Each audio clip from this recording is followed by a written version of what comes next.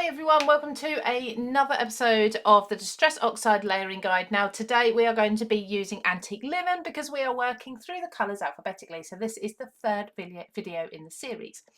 Already we've got some beautiful backgrounds made simply by using this smooshing technique and mixing our Distress Oxides. You'll be able to see these ones already in the playlist, and today we're going to create 3 more. Now with each one, what I tend to do is create 3, as I say.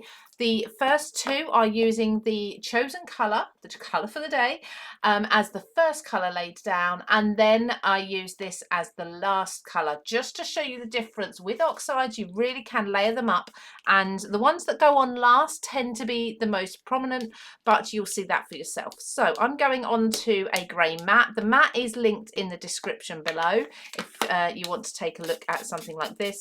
And let's first of all load up a piece of our watercolour paper with this antique linen. Now antique linen is a pale colour, so you can just about see that there.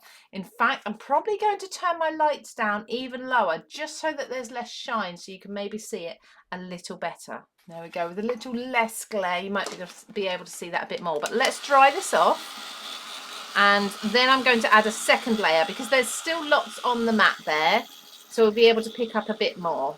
Now at the end of each of the videos I do zoom in to each of these swatches so you can really clearly see the colour and the patterns that we've got, and as you can see there, hopefully we are now picking up a little bit more. Now because antique linen is a pale colour, none of the colours I'm going to be using today are going to be strong ones because I want to make sure that we're not overpowering this beautiful yellow.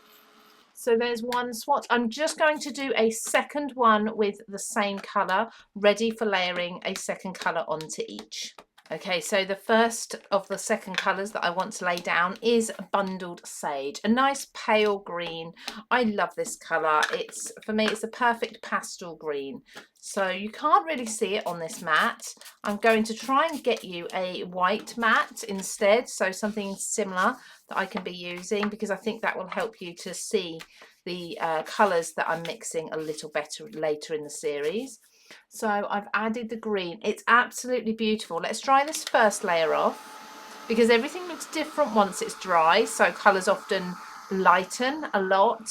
Some areas darken a bit more where you've got a blob of colour and then it's more concentrated, and you get the beautiful mixes as well. Now it's well worth you experimenting and creating your own swatches so you can really see the colours. Now what I love about antique linen, and you can just see it starting to happen here, is you've got some areas where the brown is showing up even more than the yellow. I think that's beautiful. Now with what's left on here of the Bundled Sage, let's go in a second time. And as I say, when you are applying a colour over the top of another, very often that second colour, that top colour, is going to be the one that stands out the most, as it is with the green here. But because of the antique linen, we've got a really nice warm base underneath, where Bundled Sage could be considered a cooler colour otherwise.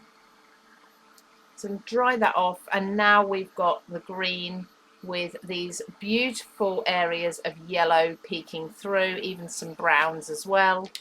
And it's really beautiful. I would happily create leaves from this, die cut leaves out of these.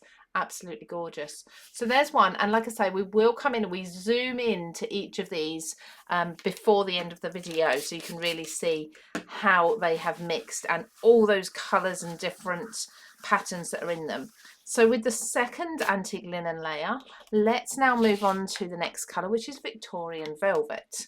So putting this one down. And again, let's give this a spritz. Some colours you'll find you don't need 2 layers of them when you layer them up. And in fact, 1 is enough.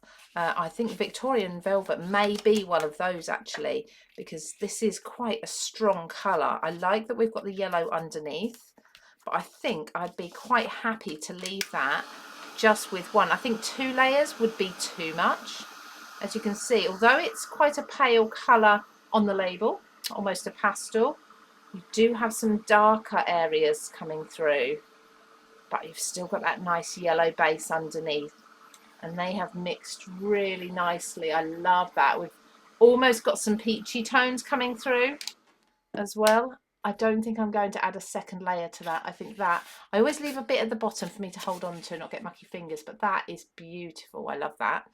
If you've got areas like this that you're not happy with but don't want to lay colour over the top, you can just try putting some water on, letting the water soak for a minute and then drying, and see if that just fades it out a little bit. It'll kind of blur it a little. And there I can already see that we've got some orange moving about there from picking up from both the colours. So let's dry that again and see what happens. I can really see the oranges coming through now.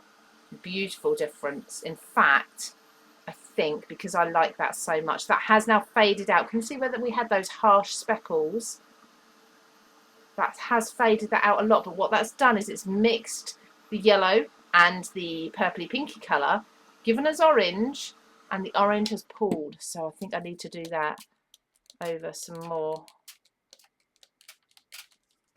Let that settle just for a moment. I don't know if you can see that's starting to happen in a few places. Just let that do what it's going to do. So we've got some orange appearing here. Let's do a bit more up here as well, make that nice and even. There, and some up there.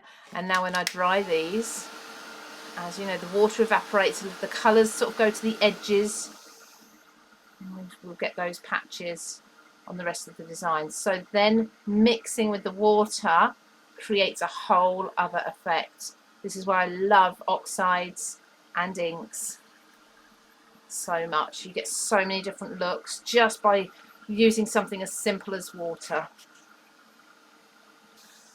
There we go, beautiful. A little bit of wet still there, but absolutely gorgeous. Love that. Okay, so now this is the time where we actually use our third swatch, and instead of mixing with the antique linen first, we're going to mix with these two first instead, and the antique linen on top, and let's see if that brings out more of the yellow. Now I am going for a slightly darker colour, so I have got saltwater taffy. I'm not going to put too much of this down because I know it is a darker shade, so quite a bit of water with this one. There we go. So that's given us, because I put so much water down, that's actually given us a bit of a watercolour wash rather than the splatters.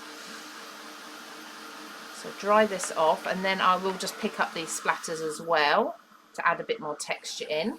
You see it's lightened up. I put enough water on so it's not too dark. So just get this nice and dry. Dry enough so that it won't react instantly with the next layer, and then again tap it in. There we go, just getting some speckles on there. So that is saltwater taffy. A little less orange than you'd probably see on the label. But if you're interested in these oxides and you've not used them before, you can go and have a look at my Distress Oxide and ink, or ink and oxide combination series. All the 72 colours are on that series, on that playlist, and we actually look at each colour individually, mix and match it with other colours in the range as well, do some blending, and we really delve into what sort of colours they are they similar to the label, and what will, like I say, what they will mix with nicely. So go and check that out if you haven't done already. Now I've got my weathered wood. This is a pale, call it a grey blue. So this is really going to cool down the saltwater taffy a lot. Look at that. But then I'm hoping we're then going to warm it up with the antique linen. So that's adding that grey blue. Let's dry that off. I don't think I want any more of this. I think this one layer is more than enough. It was dry enough, so I did get, oh actually, there's a little bit more on the mat. Let's just pick that up. There we go. It was dry enough that I didn't get a wash like I did with the first layer of the saltwater taffy. So I did get some really nice texture in there anyway. And don't forget, of course, you can absolutely just use this combination if you like it. Let's dry this off, and let's go in last of all, and I'm going to go quite heavy with the antique linen now. So this is going to be my last layer. I'm going to put lots of this on because it's a light colour, it is a pale colour, but I want to see if we can make this stand out more. So let's press it into the yellow. Calling it a yellow, I guess it is more of a yellow or cream colour. So this one, because there was quite a bit of water, that is a bit of a wash over the top of the two, but you can clearly still see, looks like stone, looks like a pebble. So let's dry that off, and then it does all fade, so it doesn't always seem quite as obvious once it's dry. Beautiful background. I'm really loving that second one, just seeing it in the corner of my eye here. Really loving that with the water splats on. I'm looking forward to doing some of the really strong colours like Villain's Potion, for example, and Uncharted Mariner, which is actually my favourite in the Distress range. There we go. And then I'm just going to pick up the excess on here just to get us some darker yellow splatters. And then we can clean up and we can have a quick look at these, all three of these, really close. Have a look at that texture and all those beautiful colours that are coming through. So you definitely can see the yellow. The yellow is the standout, but the other colours coming through, it really does look like a beautiful rock or stone. So let's now zoom into these. Have a look. It's hard to believe you've got the same colour running through all three of these, but let's have a look at these close up. Gorgeous colour. So you can see, for example, you've got here the green and the yellow speckles. Absolutely beautiful, that one. So that is the bundled sage with the antique linen. This one is my favourite.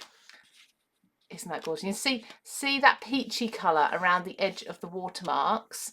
That's more pink. There's definitely more peach here around the edge of the watermarks, and that's from those two colours mixing. I adore that one. That is beautiful. I'm definitely going to make more backgrounds with that combination. Can you almost see purples coming through as well, though, from the Victorian velvet, this one, wasn't it? Gorgeous. And lastly, the three colours that we used. If we look at that one closely, you can sort of see the browns. So the first one down was saltwater taffy. That does come through. You can see speckles of it in there in the background. And then you've got the grey, or the weathered wood, which is a blue grey. And then you've got the yellow on top. So all three of these, absolutely gorgeous. I love them. They are going to be added to the other backgrounds that I've already created. So we've now got 9 backgrounds already, all very different, but a really nice library to have. And what I've been doing is I've been writing on the bottom of them which colours I've used. So I can keep these on a ring binder, for example, or a book ring rather, and see which ones I want for each project. So I hope you found that helpful, creating these 3 swatches, and don't forget to join me again because I will be doing some more again very soon. I'm hoping for at least 2 of these videos a week, if not more, to work our way through the entire 72 colours of the Distress Oxide range. Thank you everybody, take care, and I'll see you again very soon.